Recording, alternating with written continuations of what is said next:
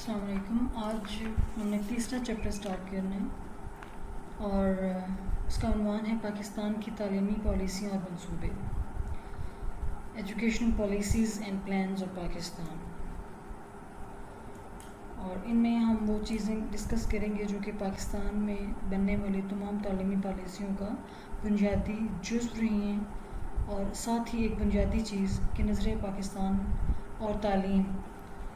آپس میں کتنا گہرا رشتہ ہے ان کا، اور نظریہ پاکستان یعنی دو قومی نظریہ، اس کا ہمارے تعلیمی نظام کے ساتھ کیا تعلق ہے. تو تعلیم کی بنیادوں میں نظریہ پاکستان بہت گہرائی سے ان دونوں چیزوں کا ہم جائزہ لیں گے. تو دیکھتے ہیں کہ دنیا کی تمام قومیں اپنی خواہشات اور اپنے مستقبل کی ضروریات کو تعلیمی پالیسی اور تعلیمی منصوبہ بندی کی بنیاد بناتی ہیں. تعلیمی پالیسی میں جو مقاصد اور اہداف طے کیے جاتے ہیں ان کے لیے کتنے وسائل درکار ہوں گے اور ان کا حصول کیسے ممکن ہوگا. ہر قوم کے اپنے تہذیبی اور تعلیمی مقاصد مستقل بنیادوں پر طے ہوتے ہیں، اور یہ ہمیشہ ملکی آئین کی تابع ہوتے ہیں. ملکی آئین جس تہذیب کو اپنا مقصد حیات قرار دیتا ہے وہی اس ملک کی اجتماعی زندگی کے تمام شعبوں کا مقصد حیات قرار پاتا ہے، اور ان تمام شعبوں کی افرادی ضروریات کو پورا کرنا تعلیم کا ایک انتہائی اہم فریضہ ہوتا ہے. اسلامی جمہوریہ پاکستان چونکہ ایک نظریاتی مملکت ہے جو اس دنیا میں ایک نظریے کی بنیاد پر وجود میں آئی، جہاں تعلیم کو نظریہ پاکستان کے استحکام کا وسیلہ بننا چاہیے. پاکستان میں اس ضرورت کا احساس ہمیں قائد اعظم کے اقوال سے ہوتا ہے، جو انہوں نے پہلی تعلیمی کانفرنس 1947 میں قوم کے نام پیغام دیا کہ اپنی تعلیمی پالیسی اور پروگرام کو ایسے خطوط پر چلانا چاہیے جو ہمارے لوگوں کے مزاج کے مطابق ہو اور ہماری تاریخ اور ثقافت سے ہم آہنگ ہوں. تعلیم نظریہ پاکستان کے فروغ میں بہت اہم کردار ادا کرتی ہے اور مزید اہم کردار ادا کر سکتی ہے. تعلیم کے ذریعہ ہی طلباء کو قیام پاکستان کے مقاصد سے روشناس کروایا جا سکتا ہے. قوم میں اتحاد اور یگانگت، یکجہتی اور جذبہ حریت برقرار رکھنے اور اسلام کے بنیادی عقائد اور اقدار کے مطابق زندگی گزارنے کے لیے تعلیم اپنا کردار مؤثر طریقے سے ادا کر سکتی ہے. پاکستان اسلامی نظریہ حیات کی بنیاد پر قائم ہوا. پاکستان کے حصول کا مقصد یہ تھا کہ یہاں زندگی کے تمام شعبوں میں اسلامی نظریہ حیات کو نافذ کیا جائے گا. اسی لیے قیام پاکستان سے لے کر اب تک بننے والی تمام پالیسیوں میں اسلامی نظریہ حیات کو مقاصد تعلیم کی بنیاد بنایا گیا ہے، کیونکہ کوئی بھی قوم اپنے نظریہ حیات سے کٹ کر قائم نہیں رہ سکتی. اب ہم دیکھیں گے کہ نظریہ پاکستان کا تعلیمی مفہوم کیا ہے. جیسا کہ آپ جانتے ہیں کہ پاکستان دو قومی نظریہ کی بنیاد پر معرض وجود میں آیا تھا. ہندوؤں اور مسلمانوں کی باہمی کشمکش کی بنیاد یہی نظریاتی اختلاف تھا. مسلمان اسلامی نظریہ حیات پر ایمان رکھتے ہیں جبکہ غیر مسلم اس پر یقین نہیں رکھتے ہیں، اور یہی ایمان، یہی عقیدہ نظریہ پاکستان کی بنیاد ہے، اور یہی نظریہ تحریک پاکستان کا محرک بنا. تحریک پاکستان کے دوران ہر مسلمان، بڑے بچے بوڑھے بزرگ کا ایک ہی نعرہ تھا کہ پاکستان کا مطلب کیا؟ لا الہ الا اللہ. نظریہ پاکستان کا صحیح مفہوم جاننے کے لیے لا الہ الا اللہ کا مفہوم سمجھنا از حد ضروری ہے. یہ کلمہ توحید کا بنیادی جزو ہے، جس کے معنی یہ ہے کہ اللہ کے سوا کوئی معبود نہیں ہے. تو جب یہ بنیاد ہے ہماری اس ریاست کی، تو یہاں پہ قوانین بھی وہی نافذ ہوں گے جو اللہ کے دیے ہوئے قوانین ہیں، اور اس کے رسول صلی اللہ علیہ وآلہ وسلم کی دی ہوئی شریعت یہاں پہ نافذ ہوگی۔ تمام انسانوں کو صرف اللہ کے قانون یعنی قرآن کریم کی پابندی کرنی چاہیے، کیونکہ وہ تمام انسانوں کے لیے قیامت تک کے لیے زندگی کا ایک ضابطہ حیات ہے۔ اور اللہ تعالیٰ نے بھی یہ بڑا واضح کر دیا اپنی کتاب میں کہ اب اس کو اور کوئی دین قبول نہیں ہے سوائے اسلام کے۔ اور پھر ساتھ ہی دوسرا ماخذ جو ہے تعلیم کا، سننا، حضور اکرم صلی اللہ علیہ وآلہ وسلم کی سیرت، اس کے مطابق ہم قوم کے ہر فرد کو ڈھالنے کی پوری کوشش کریں۔ اس نظریہ کے مطابق جو تعلیم کا نظام بنے گا، دنیا میں بسنے والے تمام لوگ بیسیکلی دو ہی اقوام سے تعلق رکھتے ہیں، اللہ کے قانون کو ماننے والے ملت اسلامیہ میں شامل ہوتے ہیں اور نہ ماننے والے ملت کفر میں۔ جیسا کہ آپ دیکھتے ہیں اسرائیل ہے ایک ریاست، وہ بھی اپنے آپ کو نظریاتی مملکت کہتے ہیں، لیکن وہ شیطان کے نام پر بنا اور یہ پاکستان رحمان کے نام پر بنا۔ یہی دو قومی نظریہ ہے جو تحریک پاکستان کی بنیاد بنا، اور یہی نظریہ پاکستان کے استحکام کی بھی بنیاد ہے، اور اس کے اندر ہمیں اسی نظریہ کو نافذ کرنا ہے، جو کہ پھر اس کی ترقی کی ضمانت بھی ہوگا۔ علامہ اقبال رحمۃ اللہ علیہ نے برصغیر کے مسلمانوں کے لیے ایک آزاد ریاست کے قیام پر زور دیتے ہوئے یہ فرمایا تھا کہ اسلام کہ ایک تمدنی قوت کی حیثیت سے زندہ رہنے کے لیے ضروری ہے کہ ایک مخصوص علاقے میں اس کی مرکزیت قائم ہو، یعنی ایک ایسا علاقہ جہاں مسلمانوں کی اکثریت ہو اور وہاں پر وہ اپنے نظریہ حیات کے مطابق زندگی گزار سکیں اور ان کی حکومت قائم ہو۔ علامہ اقبال نے یہ بات واضح کر دی تھی کہ مسلمانوں کی قومیت کی بنیاد ان کا دین ہے، نہ تو وطن، زبان اور نسل ان کی قومیت کی بنیاد نہیں ہو سکتے۔ آپ نے فرمایا مسلمانوں اور دیگر اقوام عالم میں بنیادی فرق ہی یہ ہے کہ اسلام کا تصور قومیت نہ وطنی ہے، نہ لسانی ہے، نہ نسلی ہے۔ مسلمانوں کی یہ سوچ اور تصور نظریہ پاکستان کی بنیاد بنا، اور ایک مسلم امہ کا تصور ابھرا اسی چیز سے کہ پوری دنیا کے اندر بسنے والے مسلمان ایک ہی امت کے فرد ہیں، مسلم امہ، اور اس میں کسی علاقے، نسل اور زبان کا کوئی اختلاف مد نظر نہیں رکھا جائے گا۔ قائد اعظم نے ایک موقع پر اسی نظریہ کی وضاحت کرتے ہوئے فرمایا، ہم ایک علیحدہ قوم ہیں جن کے پاس اپنا خاص تہذیب اور تمدن، زبان، فنون لطیفہ، عدالتی قانون اور ضابطۂ اخلاق، رواج، سن تاریخ، روایات اور ایک ہسٹری کی جو موجود ذخیرہ ہے علم کا اور روایات کا، رجحانات اور ہماری قومی اور خواہشات اور امنگیں، ہر لحاظ سے ہم دوسری قوموں سے علیحدہ ہیں۔ مختصر یہ کہ زندگی اور اس کے متعلق ہم ایک خاص تصور رکھتے ہیں اور بین الاقوامی قانون کے تمام اصولوں کے مطابق ہم ایک علیحدہ قوم ہیں۔ تعلیم استحکام پاکستان کے لیے بہت اہم کردار ادا کر سکتی ہے۔ تعلیم ہی کے ذریعہ سے پاکستانی قوم میں اتحاد اور یگانگت، یکجہتی اور جذبہ حریت کو برقرار رکھا جا سکتا ہے۔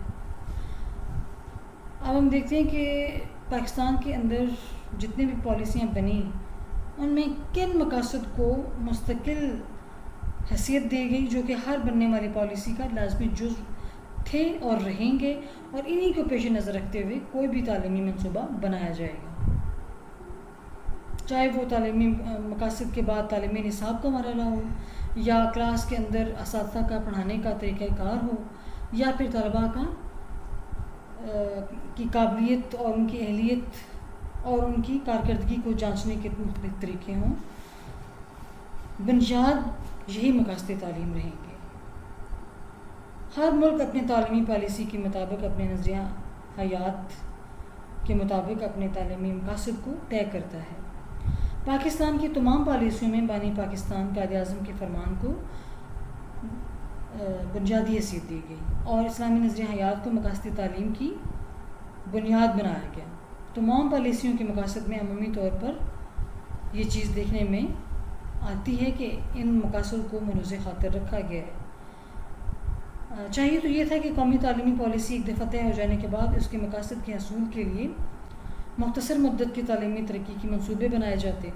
اور حکومت کی تبدیلی کے ساتھ تعلیمی پالیسی تبدیل نہ ہوتی، لیکن بدقسمتی سے پاکستان میں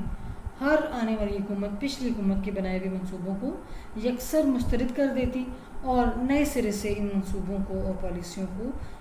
وہ ترتیب دیتی، جس کی وجہ سے ترقی کا عمل جو ہے وہ مناسب انداز سے آگے کی سمت میں نہیں بڑھ سکا۔ اب ہم دیکھتے ہیں کہ جائزہ لینے کے لیے اور طریقہ کار طے کرنے کے لیے تدریس کا اور نصاب کیا ہوگا اور تعلیم کے مقاصد کیا ہوں گے، وہ کون سے مقاصد تھے جو طے کیے گئے اور جو کہ مستقل بنیاد رکھتے ہیں کسی بھی منصوبے کو شروع کرنے کے لیے تعلیم کے متعلق۔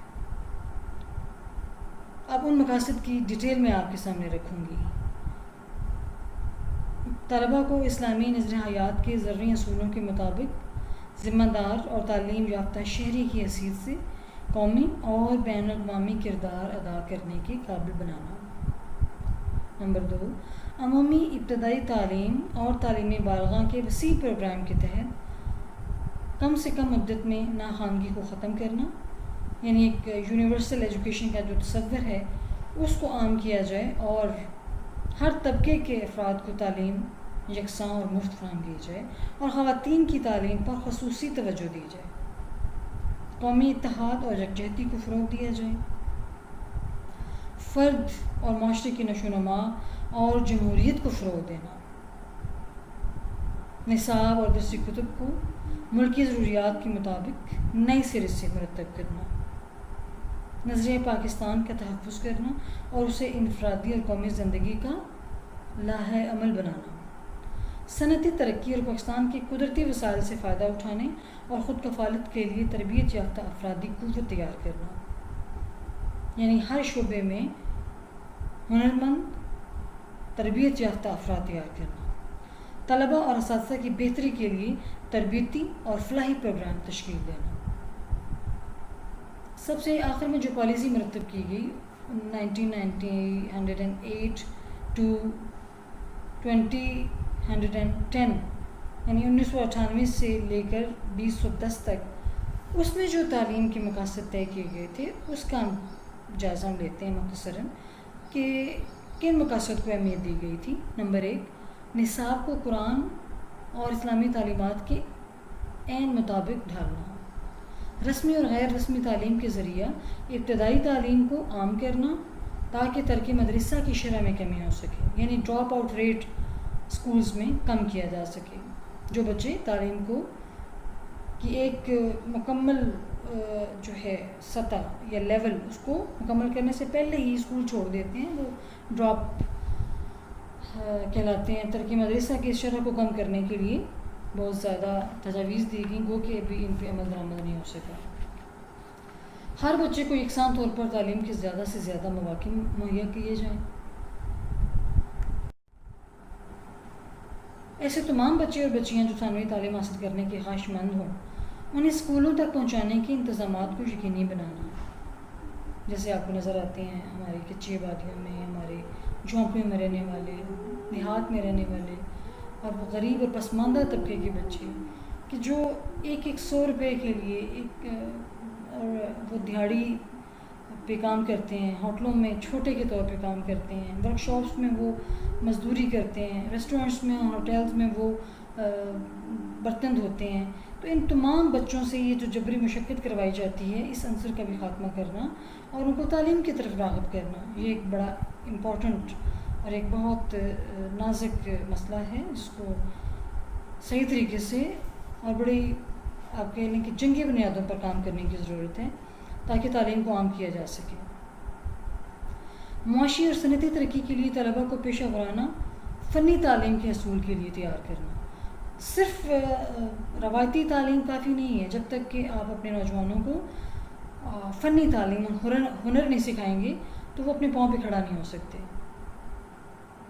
تدوین نصاب کے عمل کو مسلسل جاری رکھنا، لیکن ہم دیکھتے ہیں کہ ہمارے یہاں ہر سال کتابیں جو ہیں وہ چلی آ رہی ہیں اسی طرح سے، اور نصاب میں کوئی تبدیلی نہیں لائی جاتی، اس میں جدید معلومات اور جدید طریقہ تدریس اور کلاس روم کے اندر جو سہولیات اور ایک انفراسٹرکچر درکار ہے وہ مہیا کرنے کے لیے وسائل چاہیے اور سرمایہ چاہیے، اور بنیادی ڈھانچے میں تبدیلی لانے کے لیے ہمیں انقلابی اقدامات کی ضرورت ہے۔ پھر یہ کہ انفارمیشن ٹیکنالوجی اور کمپیوٹر کو کمرہ جماعت میں مؤثر تعلم کے لیے استعمال کرنا، جو کہ ابھی تک ایک خواب ہے۔ دوران ملازمت اساتذہ کے لیے تربیت کا اہتمام کرنا، یہ بھی اس انداز سے نہیں ہو رہا جیسا کہ بین الاقوامی معیار ہے۔ ملک میں بے روزگاری ختم کرنے کے لیے فنی اور پیشہ ورانہ تعلیم کو بہتر بنانا، غریب اور نادار طلباء کی مفت تعلیم کے لیے نجی شعبہ کی حوصلہ افزائی کرنا، یعنی پرائیویٹ سیکٹر میں جو تعلیمی ادارے کام کر رہے ہیں ان کو بھی سہولیات دی جائیں، ان کی مدد کی جائے، حکومتی سرپرستی میں ان کو ایسے اقدامات اٹھانے کی اجازت دی جائے کہ وہ غریب اور نادار طلباء کو بھی مفت تعلیم مہیا کر سکیں۔ تعلیمی معیار میں بہتری کے لیے ہر سطح پر جائزے کے نظام کو بہتر بنایا جائے، کیونکہ اگر ہم جائزہ نہیں لیں گے اور ہمارے پاس ایک مؤثر نظام نہیں ہوگا تو پھر ہم اپنے مقاصد کو کیسے دیکھ سکتے ہیں کہ ہم نے کہاں تک حاصل کی ہیں، اور کس طرح یہ اندازہ کر سکیں گے کہ خرابی اور رکاوٹ کہاں پہ ہے۔ طریقہ تدریس کے اندر رکاوٹ ہے، کلاس روم اور سکولز اور یونیورسٹیز میں بنیادی سہولیات کی کمی ہے، یا یہ کہ ہمارے مقاصد تعلیم جو ہیں ان کو اثر نو دیکھے جانے کی ضرورت ہے۔ اعلیٰ تعلیم کو بین الاقوامی معیار پر لانے کے لیے تحقیق کے شعبہ میں وسعت پیدا کرنا، اور یہ تحقیق تو ہمیں ہر شعبے میں کرنے کی ضرورت ہے، چاہے وہ زراعت کا ہو، تجارت کا ہو، اسپیس سائنسز کا شعبہ ہو، یا مائکرو بایولوجی کا شعبہ ہو، یا فزکس کا شعبہ ہو، یا میڈیسن کا۔ تحقیق کے میدان میں بھی ہمیں بین الاقوامی معیار کو اپنانا ہوگا تاکہ بحیثیت قوم ہم دنیا میں ایک باوقار قوم کی حیثیت سے جانے جائیں اور اپنے قوم پہ کھڑا ہو سکیں۔ اعلیٰ تعلیم کو بین الاقوامی معیار پر لانے کے لیے تربیتی اساتذہ کا بھی ایک مؤثر ڈھانچہ تشکیل دینے کی ضرورت ہے۔ ہمارے اساتذہ کیا اسی لیول پہ آ کر پڑھانے کے قابل ہیں جیسا کہ اس وقت ترقی یافتہ ممالک میں ٹیچرز پڑھا رہے ہیں ہر لیول پہ؟ کیا ہمارے کلاس رومز بھی ویسے ہی ہیں جیسا کہ ترقی یافتہ ممالک کے کلاس رومز کے اندر بچوں کو تدریس اور دوسری سہولیات مہیا کی جاتی ہیں، ہم نصابی سرگرمیوں کا انعقاد کیا جاتا ہے؟ تو ان سوالوں کے جواب بھی ہمیں ڈھونڈنے کی ضرورت ہے۔ اعلیٰ تعلیم کو بین الاقوامی معیار پر لانے کے لیے ہمیں بہت سارے شعبوں میں ایسے اقدامات اٹھانے کی ضرورت ہے کہ تعلیم یکساں ہو، اس میں فرقہ واریت کا عنصر نہ ہو، پھر یہ کہ طبقاتی تقسیم نہ ہو، کسی قسم کی مذہبی تقسیم جو ہے اس کو آڑے نہ آنے دیا جائے، اور بحیثیت قوم ہر صوبے کے اندر جو آبادی ہے ہماری اس کو اپ ٹو ڈیٹ اور جدید انفارمیشن کے ساتھ ساتھ ہماری جو تعلیم ہے قرآن اور سنت کی وہ بھی بام پہنچائی جائے، اور جو دین اور دنیا کے اندر ہم نے تقسیم کر رکھی ہے اس تقسیم کا خاتمہ جو ہے وہ یقینی بنایا جائے۔ اس کے بغیر ہم اپنی سمت کا تغیر نہیں کر سکتے اور آگے نہیں بڑھ سکتے۔ تو ابھی ان تمام چیزوں پر عمل پیرا ہونے کے لیے ایک ٹھوس حکمت عملی کی ضرورت ہے کہ مسلسل محنت سے اور عمل سے ہم اپنی سمت میں جب سفر کریں گے تو پھر ترقی جو ہے ممکن ہو سکے گی اور وہ دیکھی بھی جا سکے گی۔